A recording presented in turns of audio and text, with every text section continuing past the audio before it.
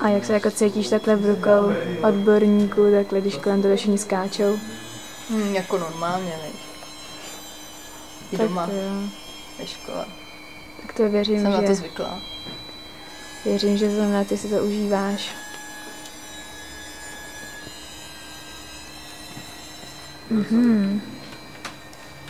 A jak se ti líbí knížka? Kýfá mi. Četla jsi to? To víš, že jsem to četla. Smála ses. To četl každý, ne? Hrozný.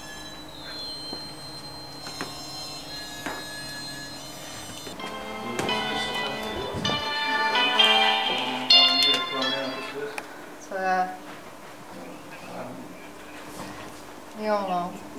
No, trochu mě rušíš, já mám být zrovna focení.